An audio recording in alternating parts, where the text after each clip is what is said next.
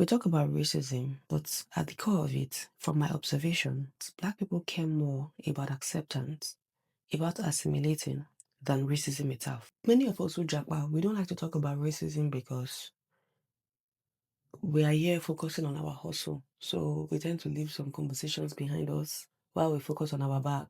However, I've come to the observation that despite racism, a lot of Black people don't take any responsibility for the things that happen in their lives.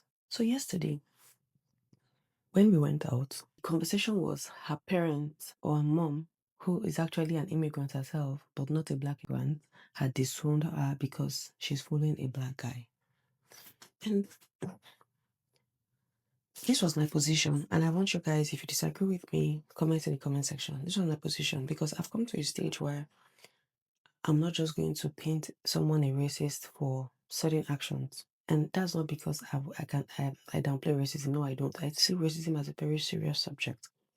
However, where I get lost in this conversation of racism is how a lot of Black people do not understand that they are literally also responsible for certain things. The reason why I wasn't upset that this girl's mother disowned her because she was with a Black guy was because my own experience, especially as someone coming from Nigeria, I've come to realize that this is currency. Why is it that every time you give a Black person money, for example, they do not remember their own group of people? They always want to get married outside. You know, when I was in Nigeria, I didn't know that the word was colorism, but even amongst my own people, I knew that they preferred light skin. So you cannot expect someone from another race to want their child to be with you when even you don't see any value in your complexion, you know.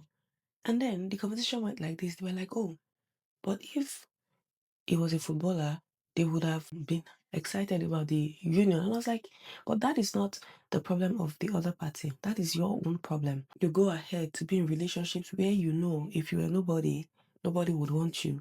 Then that is your problem because according to biology, we have the predator and we have the prey. And as much as we try to say, oh, we are humans, we are different, we are that, we are also animals. And so you're either the prey or the predator. So it's not my headache to be bothered about who is dating who or, or things like that. You cannot relegate me to the position of a fighter where I am hitting on other people because your preference doesn't want you.